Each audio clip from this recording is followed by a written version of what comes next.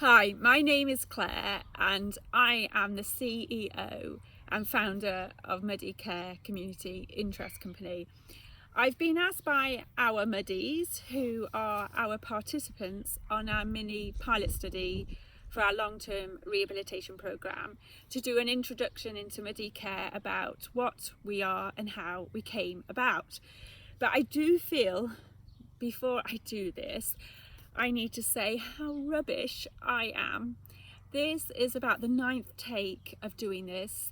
I do selfies incredibly badly, and anything to do with being on the camera, I am not a natural. So please be kind, because we are not experts at this. So what is Muddy Care? Muddy Care currently is a community project. We deliver through the mediums of outdoor learning and outdoor education, an educational rehabilitation programme for people with chronic conditions of working age, so 18 to 65.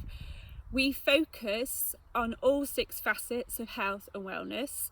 We look at them equally, and we give people tools and strategies to help not just improve their health and wellness in reference to chronic conditions, to hopefully stabilise their chronic conditions, but also tools and strategies to manage their health and wellness more effectively, independently. We are also a lifelong support and care community. We are working on a number of new projects, which includes short-term rehabilitation programs, and I'm hugely excited about this. Muddy Care is going from strength to strength. So how did Muddy Care come about? Unfortunately, from my own adversity through becoming very seriously ill in 2011. I have participated in sports, outdoor sports, since the age of 14, and started competing in outdoor sports at the age of 16. I'm an outdoor junkie. I did my degree in outdoor education, geographical and environmental sciences, qualified as a teacher, and taught outdoor education professionally with geography for over 20 years. When we have students on outdoor education courses, sometimes we have them for 3 to 4 years, and you see this transformation in them, in that they gain more self-confidence, self-awareness, they become more authentic, more ambitious for themselves, and it's just superb to see what outdoor education can do for them. And it's a mixture of being outside, challenging people and youngsters through outdoor adventurous activities, but backing it up with the pedagogy and the philosophies and the tasks that we put together as professional teachers delivering outdoor education. In 2011, my heart was significantly damaged, and in the early part of 2012, I was told by my then cardiac consultant that I was going into the early stages of heart failure, and I had to really take on board the prospect of having to have a heart transplant in my future and of my own demise. I had a thorough background of exercise and fitness and of physical health, and from very early on in my journey, I unfortunately experienced the realisation that there are many battles to fight when you become seriously ill, and only one of those battles is actually with your illness. I approached my cardiac consultant to see, because of my background, so not only had I competed in sport from an early age, I'd competed in elite sport as well. I'd been a GB athlete for 4 years in whitewater rafting. I had an expert knowledge of training programs.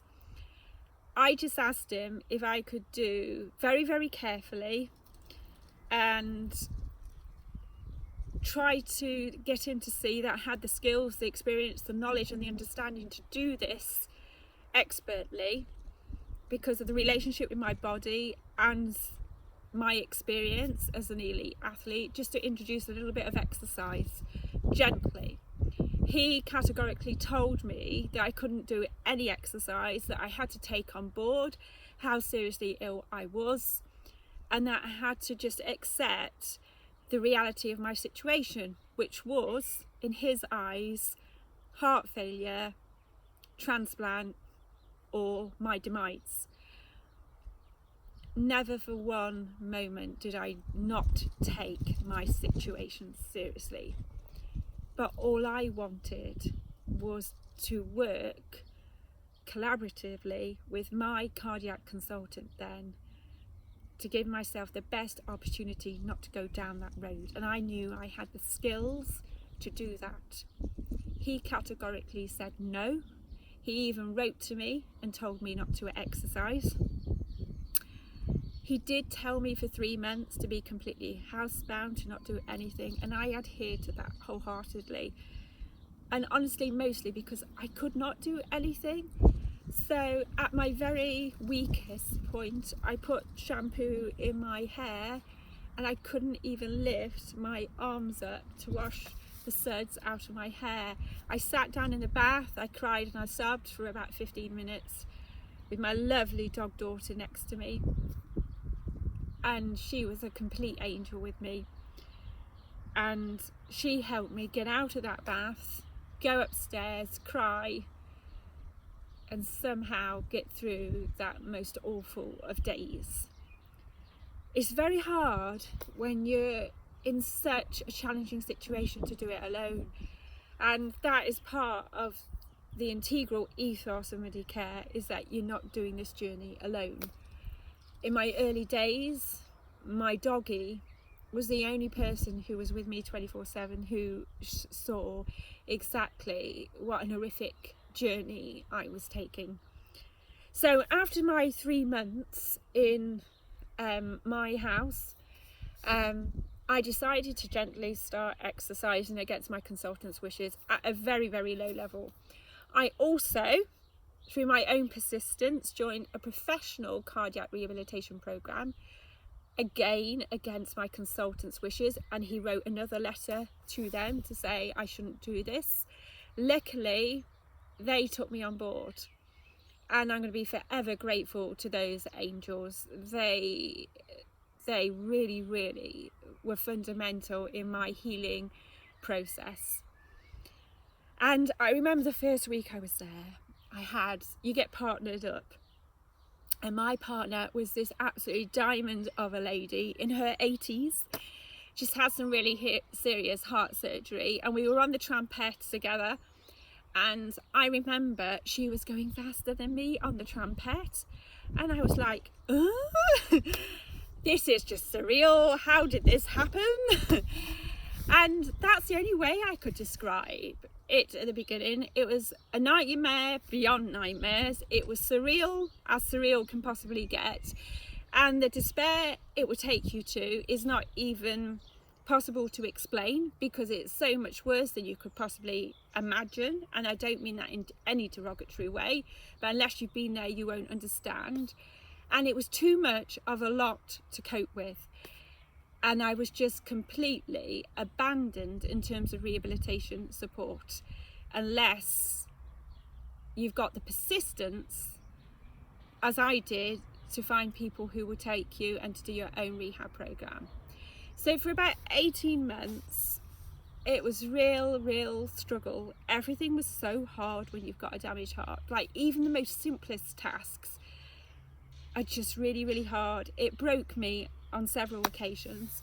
But after 18 months of persistence, I finally felt I was reaching some sort of normal life in terms of being able to do low-level exercise, in terms of living, in terms of being able to work. But I did develop chronic fatigue from this heart condition, which I kept fighting in the early years. And then, unfortunately, in 2014, I became very seriously ill again. My life was completely and utterly turned upside down. A virus, I believe the same virus that damaged my heart, reactivated and damaged my kidneys. Between 2015 to the end of 2017, I had multiple relapses. I can't even remember how many I had. and I would say I existed, I didn't live.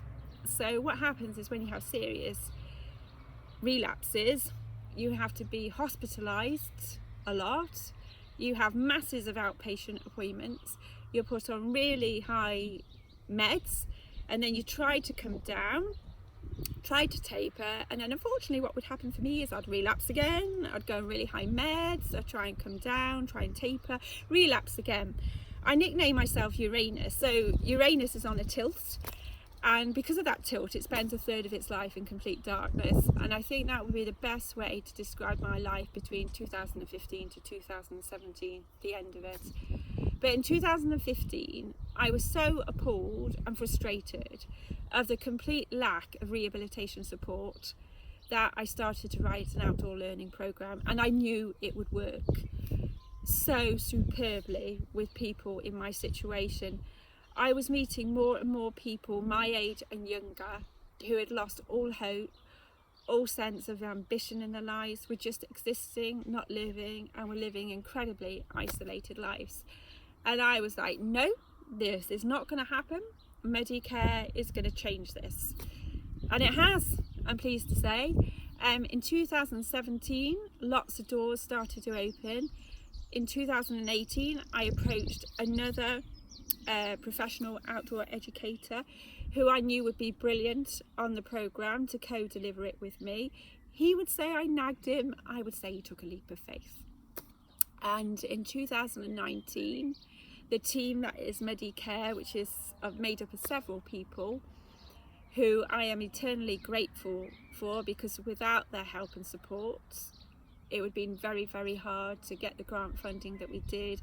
And in 2019 we managed to get grant funding from Paris County Council, the National Lottery and Brecon Beacons National Park to do a mini pilot rehabilitation programme. And here we are today. So when COVID struck, my Muddies were working on the learning theme of how we can serve. So they are taking the lead on this project, and it was their idea to set up this YouTube channel. So what we are going to try and do is hopefully serve the wider chronic condition community through social media, through remote means, to tell you you're not alone, to help you cope with lockdown. Many of us fall into this high risk category, including me. But also to welcome you to our community, and hopefully in some way we can serve you. We will try to incorporate useful tips, useful tools. I'm sure there will be a bit of comedy, because comedy is an essential part of the Muddy Care programme, and you will get to see some of our Muddies. All of our Muddies are taking part in this project, but not all of them you will meet, because some of them want to stay anonymous, as you can imagine. But everyone is involved in this project. So here we are. Stay safe, keep smiling, and realise that having a chronic condition still means your life is incredibly bright. And I'm going to say this, my chronic illness journey, I've been ill now, seriously ill on and off for 8.5 years. In that 8.5 years, I have met some of the most inspirational people I've ever met, most of whom have chronic conditions, not all of them. And also in terms of the medics I've met who have made so many sacrifices for people like you and I with chronic conditions, I can't thank you enough. And my consultants are my heroes. The NHS I adore, and I hope in some way long term, and I'm sure it can, Muddy Care is going to help the NHS. That was always one of my key aims, not just to help people with chronic conditions, but to help our lovely NHS. So thank you very much. I hope I haven't waffled too much, and welcome to Muddy Care.